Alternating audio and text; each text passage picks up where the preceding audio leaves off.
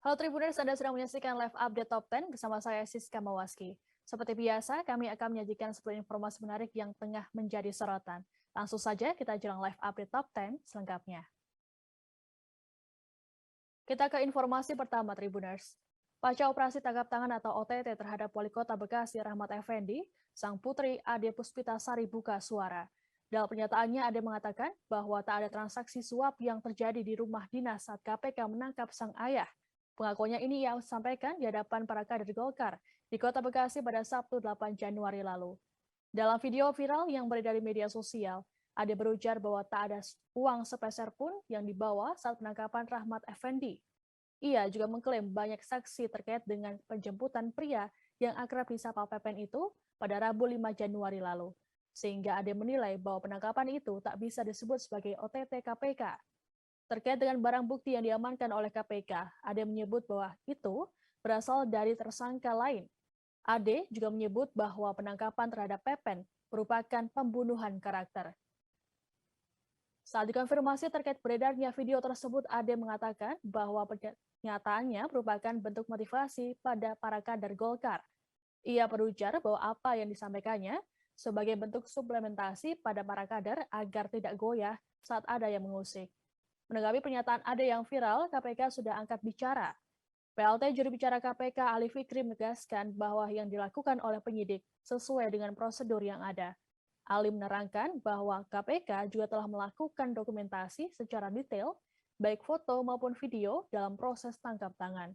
Dokumentasi tersebut dinilai cukup jelas memperlihatkan bahwa pihak-pihak yang terjaring dalam OTT ada beserta barang buktinya. Saksinya banyak, staf yang di rumah itu saksi semua. Bagaimana Pak Wali dijemput di rumah, bagaimana Pak Wali hanya membawa badan, KPK hanya membawa badan Pak Wali, tidak membawa uang sepeser pun.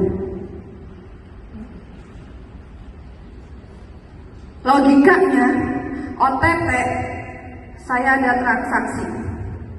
Bang, saya serahkan, saya ke Gap. Benar ya? Ini tidak ada. Bahwa Pak Wali beserta KPK tidak membawa uang dari pendopo. Uang yang ada di KPK itu uang yang di luaran. Dari pihak ketiga, dari kepala dinas, dari camat. Itu pengembangan, tidak ada OTT. Memang ini pembunuhan karakter. Memang ini kuning sedang diincar. Kita tahu sama tahu siapa yang mengincar kuning. Tapi nanti di 2024, jika kuning koalisi dengan orange, matilah yang warna lain.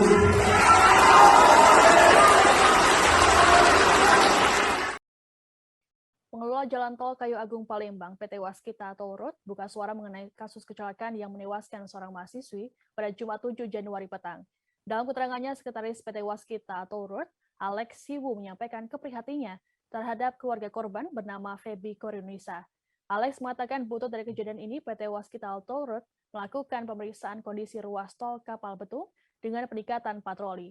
Ia menambahkan pihaknya akan melakukan upaya perbaikan secara optimal terkait kerusakan yang ada.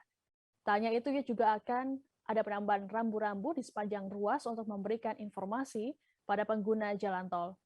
Seperti diberitakan sebelumnya, korban Feby mengalami kecelakaan naas saat melaju dari Palembang menuju Kayu Agung. Saat itu Feby berkendara seorang diri menggunakan mobil Honda Brio warna hitam. Insiden naas ini bermula ketika mahasiswi Fakultas Kedokteran Universitas Muhammadiyah Palembang itu berupaya menghindari lubang. Kala itu Feby membanting setirnya ke kiri di kilometer 362. Akibatnya mobil hilang kendali lalu oleng ke kanan dan menabrak pembatas jalan. Kerasnya benturan membuat tubuh Feby terlempar keluar dari mobil. Mobil bagian depan korban juga mengalami ringsek parah. Korban dinyatakan meninggal saat dilarikan menuju ke rumah sakit. Kejadian pada pukul 17.34 sebelum maghrib. Jadi korban ini menghindari lubang, banting setir ke kiri dan menghantam pembatas jalan di tengah sehingga terpental. Korban sempat dilarikan di Rumah Sakit Hermina Palembang, namun sudah tidak bisa tertolong. Bang, artinya korban ini hanya sendirian di mobil? Betul sekali, untuk korban sendirian, tidak ada temannya di dalam mobil. Bang, setelah melakukan olah TKP, bagaimana di lokasi? Apakah memang jalannya berlubang atau seperti apa? Jadi tadi malam kita selesai olah TKP itu sampai jam 11 malam. Untuk TKP memang betul jalan berlubang dan juga kontur jalan itu bergelombang. Memang ada beberapa bagian jalan yang sudah diperbaiki, tapi dari kita cek tadi malam itu tidak rata sehingga memang dapat mengakibatkan kecelakaan. Bang, di TKP ada rambu-rambu lalu lintasnya tidak, Bang? Untuk di TKP itu memang ada trafikun yang ditaruhkan, cuman posisinya tidak tepat di depan lubang, ada di samping kanan lubang kalau kita dari arah Palembang menuju Oki. Bang, imbauannya untuk masyarakat untuk yang lewat jalan tol Palembang Kawiagung terutama? Jadi kami himbau untuk para pengguna kendaraan, khususnya yang menempuh dari Palembang menuju Lampung atau Jakarta, ataupun sebaliknya, kami menghimbau untuk tetap berhati-hati karena memang ada beberapa bagian di ruas jalan tol ini yang memang jalannya sedang dalam perbaikan. Nah, di sini pihak tol sudah berusaha untuk memberikan rambu-rambu pemberitahuan, akan tetapi dengan cuaca dan keadaan yang sering berubah-ubah, maka papan pemberitahuan ataupun rambu-rambu itu tidak terlihat. Nah, di sini juga kami minta kepada para pengguna kendaraan untuk tetap menaati aturan berlalu lintas, hati-hati, dan kurangi kecepatan. Kita ke sorotan lainnya, Tribuners. Beberapa waktu lalu sempat viral di media sosial video yang menunjukkan arogansi seorang oknum anggota TNI di Tanimbar, Maluku. Oknum tersebut nampak menantang seorang warga di Desa Seira, Kecamatan Wermatian, Tanimbar, Maluku. Beredarnya video tersebut langsung ditanggapi oleh pihak Kodam 16 Patimura. Kodam 16 Patimura mulanya melakukan mediasi antara oknum anggota TNI berinisial PL itu dengan warga desa. Setelah berakhir damai, anggota Brigif 27 Nusa Ina itu menjalani proses hukum yang ada. Kapendam 16 Patimura, Kolonel ARH Adi Hairul Fajar menjelaskan proses mediasi dilakukan agar tidak ada dendam yang terjadi. Adi mengatakan saat ini PL ditahan oleh Subdien POM TNI di Somlaki, Kepulauan Tanimbar. Kodam memastikan tak akan menutup-nutupi kasus ini. Untuk diketahui, peristiwa ini terjadi pada awal tahun 2022. Dalam video yang beredar, PL nampak bertelanjang dada dan mengenakan celana loreng. PL menghampiri seorang remaja yang tengah mengendarai motor, lalu memukulinya. Tak berhenti sampai di situ, PL juga menantang duel warga lain yang berupaya melerai aksi oknum TNI tersebut.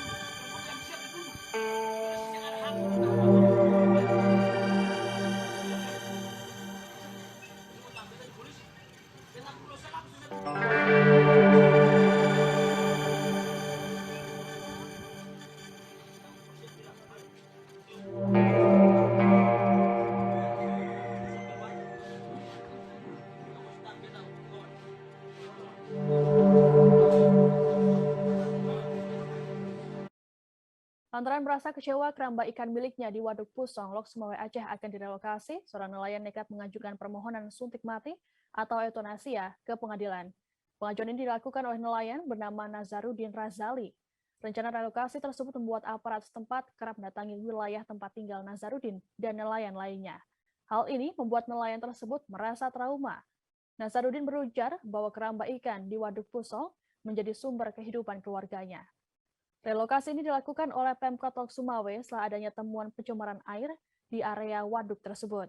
Terkait pengajuan ini, Pengadilan Negeri Lok Sumawe menetapkan persidangan pada Jumat 14 Januari mendatang. Hakim tunggal persidangan juga telah ditentukan oleh PN Lok Sumawe.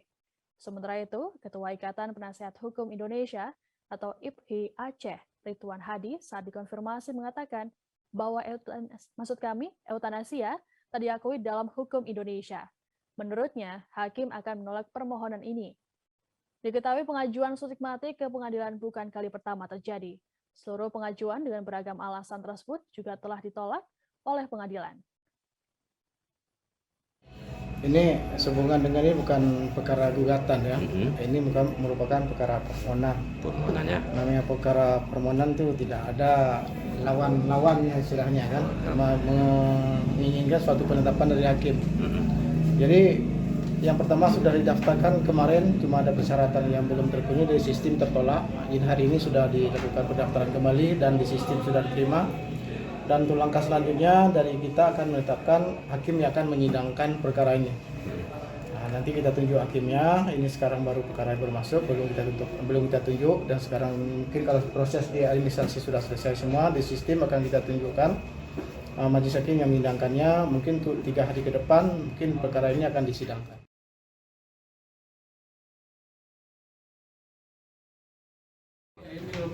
Kegiatan kita hari ini mendaftarkan, melengkapi berkas yang kemarin sudah kita daftarkan secara ikut.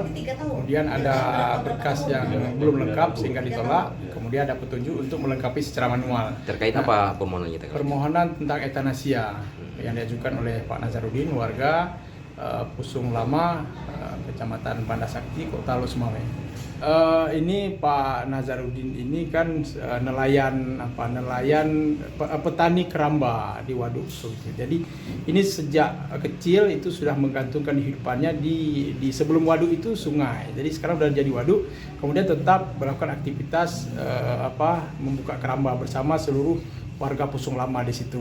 Nah, tiba-tiba kemudian ini ada surat dari wali kota untuk melarang mereka untuk melakukan aktivitas untuk budidaya. Nazarudin ini kan sudah orang sudah tua ya, dia kurang. Ya pokoknya untuk dipindahkan ini kayak berat ya. Lokasi pun tidak pernah dimusyawarahkan ini oleh pemerintah Kota Sumawe. Apa sebenarnya maksudnya? Nah, sehingga tekanan-tekanan ini membuat Pak Nazarudin jadi seperti ingin menyiksa dirinya perlahan-lahan ini. Jadi daripada seperti ini, lebih baik ini kita ajukan aja ini suntik mati dengan disaksikan oleh wali. Media sosial tengah diramaikan dengan video seorang pria yang nekat menendang sesajen makanan di lokasi bencana erupsi Gunung Semeru di Lumajang, Jawa Timur. Diketahui sesajen tersebut sengaja diletakkan warga setempat untuk tradisi ruatan. Lokasi kejadian berada di Sumbersari, Lumajang. Beredarnya video ini memancing reaksi dari warganet. Mereka mengecam dengan tindakan pria tersebut yang dinilai tidak menunjukkan sikap toleransi. Terkait video ini, Kapolres Lumajang AKBP Eka Yekti Hananto mengatakan pihaknya tengah memburu keberadaannya. Aksi ini juga telah mendapat sorotan dari Bupati Lumajang, Torik Kulha. Dalam sebuah potongan pesan WhatsApp yang beredar, Torik memerintahkan agar jajarannya segera mengamankan pria tersebut. Torik menjelaskan bahwa pluralisme terjadi di tengah masyarakat Lumajang yang heterogen. Aksi ini tentu membuat dirinya merasa marah. Ia mengatakan akan langsung menginterogasi pelaku apabila tertangkap.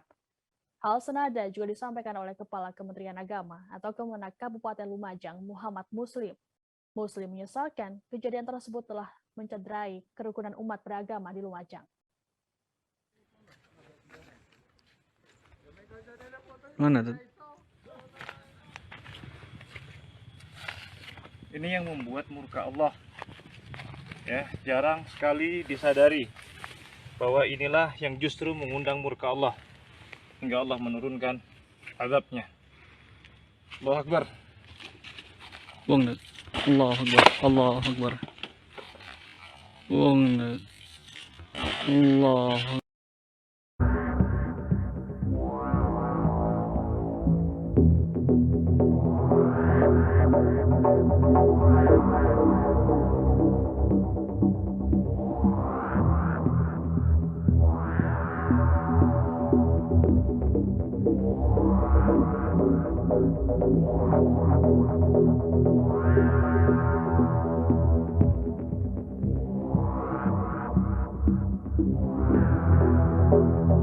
Thank you.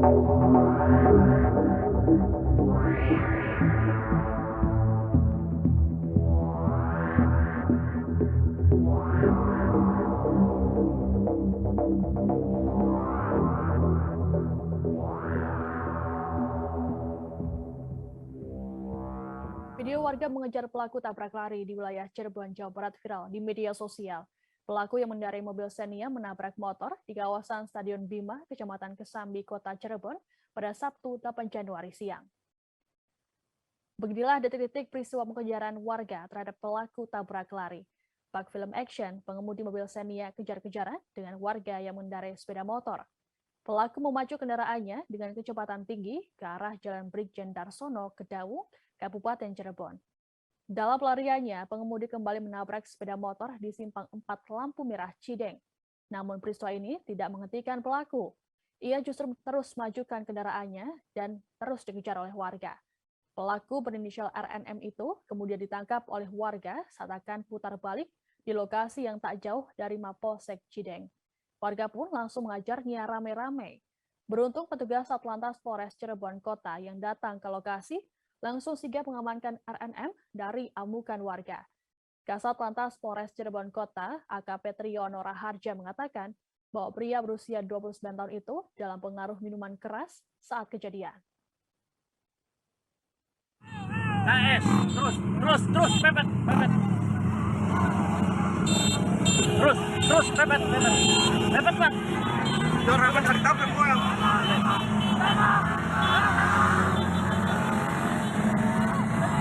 Lama gak kenal, boy. Nah, tinggi. Mancing kita. Mabuk apa yang ini, Kak?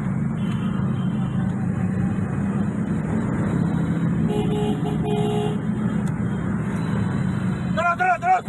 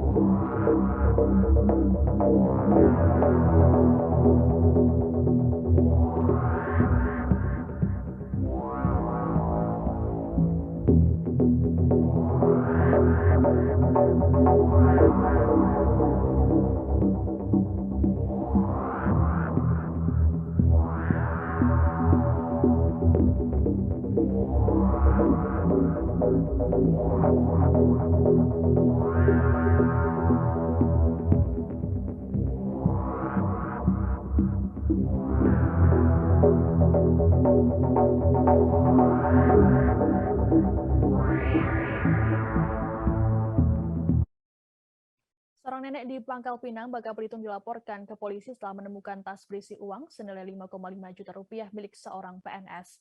Pasalnya, nenek berinisial NU tersebut telah menggunakan uang temuannya untuk kebutuhan sehari-hari. Akibatnya, nenek NU terancam hukuman pidana hingga 5 tahun penjara.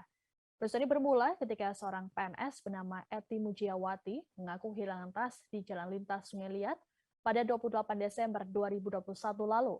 Selain uang, tas tersebut berisi 2 ponsel dan sejumlah kartu identitas. Setelah ditelusuri, ternyata tas tersebut ditemukan dan dibawa oleh NU. Eti bersama polisi sempat ke rumah NU untuk menanyakan barang tersebut, namun pelaku mengelak. Setelah digeledah, ternyata NU menyembunyikan barang bukti dengan cara menguburnya di halaman belakang rumah. NU mengaku uang tersebut telah habis untuk melunasi utang-utangnya, sedangkan ponsel korban telah dipakai oleh anak pelaku. Saat dilakukan pertemuan, NU yang didampingi anaknya memohon pada korban untuk dibebaskan. Ia juga menyampaikan permohonan maaf atas aksinya. Kasus ini pun kemudian berakhir damai setelah korban mencabut laporan.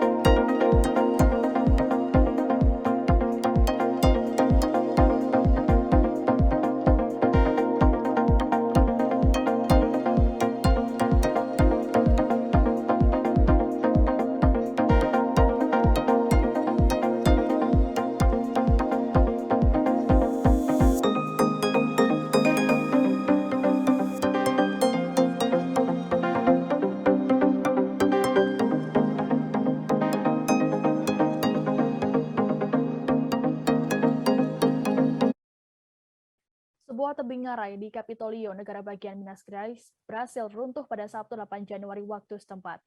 Akibat peristiwa ini, sebanyak 3 perahu berisi sejumlah penumpang yang berada di bawahnya tertimpa reruntuhan. Detik-detik insiden tersebut terekam kamera hingga tersebar dan menjadi viral di media sosial.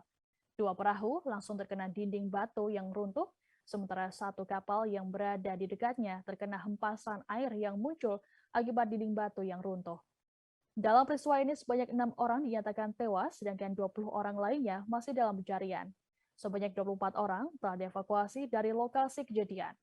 Seorang pemandu wisata yang berada di lokasi tersebut tak menyangka dengan peristiwa yang terjadi. Gubernur negara bagian Minas Gerais mengatakan dalam sebuah pernyataan bahwa kecelakaan itu kemungkinan disebabkan oleh hujan lebat yang membuat bebatuan menjadi mudah runtuh. Beberapa saat sebelum kejadian, pihak berwenang di lokasi meminta para wisatawan untuk menjauh dari air terjun.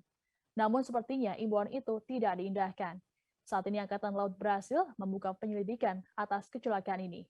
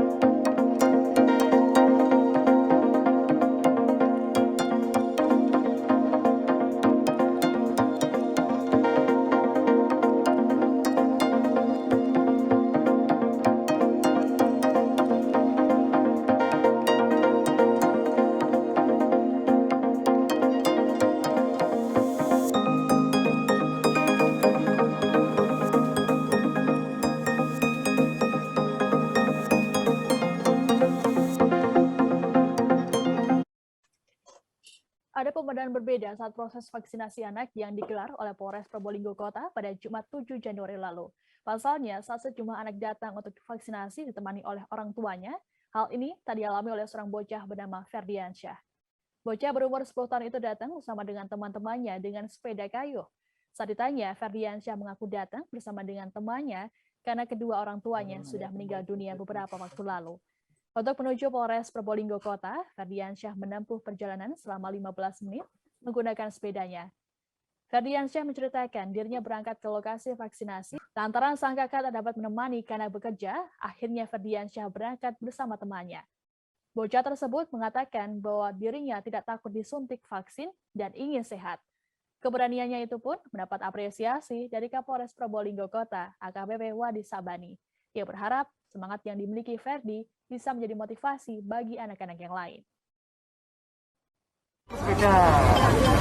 Di Mas Ade ini dikasih tahu kakaknya besok ada vaksin di Polres Probolinggo Kota. Kamu berusaha sendiri ini dari Cokro.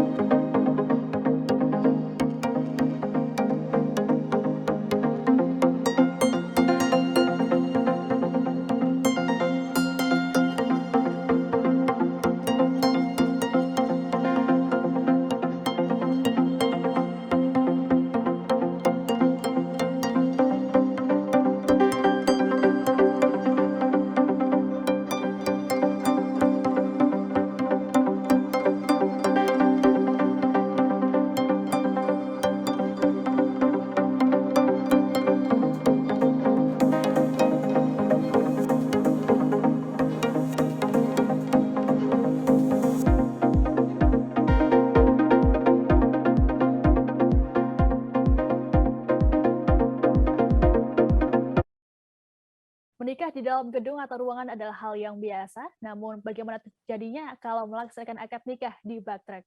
Kisah unik ini dialami oleh pengantin asal Kabupaten Magelang, Jawa Tengah.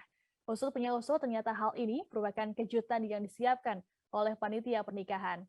Pengantin bernama Gunawan Aji Prasetyo dan Ria Septiani ini melangsungkan akad nikah pada 26 Desember 2021 lalu. Mereka mengucap janji sehidup semati di dalam sebuah truk yang diparkir di halaman Masjid Al-Barkah, Mertoyudan, Kabupaten Magelang. Tentunya bak truk tersebut telah didekorasi sedemikian rupa. Ketua Panitia Acara sekaligus tetangga kedua mempelai, Inin Mustafa, mengatakan ide memakai truk sebagai tempat akad ini adalah sebuah kejutan. Mempelai dan pihak keluarga sama sekali tidak tahu akan adanya truk tersebut.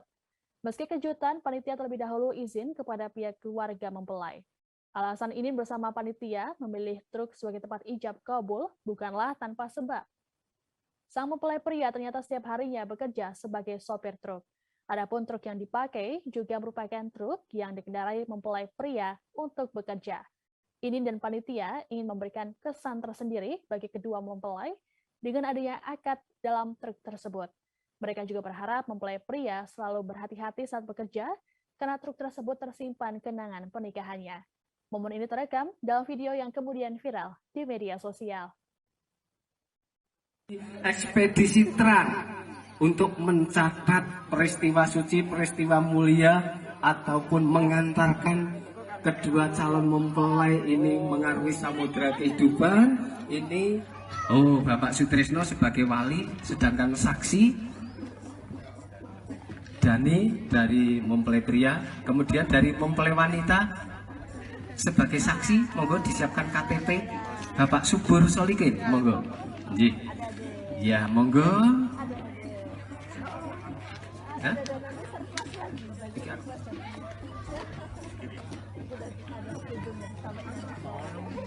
Monggo calon mempelai pria diharapkan menuju tempat ijab kabul. Nggih. Waktu sudah mendesak sampai waktunya jam 9.30 menghadap ke utara. Ya. Inilah calon mempelai pria sangat bagus Gunawan Aji Sulistyo, ya, mengenakan busana kebesaran kesatrian Gagrag Surakarta Hadiningrat. Ini calon mempelai wanita Ria Septiani, putri tercinta almarhum Bapak Slamet Urip dan Ibu Asih, ya, menaiki atau menuju tempat ijab kabul. Iya, AC ini orang usah diuripke ya Mas. Wah, ya kok tak malah masuk angin. Iya, mereka berdua adalah sepasang calon pengantin yang sudah saling mencinta, saling mengasihi. Walaupun air bisa terpisah dengan rasa. Ini cincin yang tidak ada sambungannya. Dinamakan kampi kolintring. Tribuners, informasi tadi sekaligus menutup jumpa kita dalam live update Top 10 kali ini. Jangan lupa untuk terus perbarui informasi Anda hanya di kanal YouTube Tribunnews. Saya Siska Muwaski beserta kru yang bertugas pamit undur diri. Terima kasih dan sampai jumpa. Jangan lupa like, subscribe, dan share ya.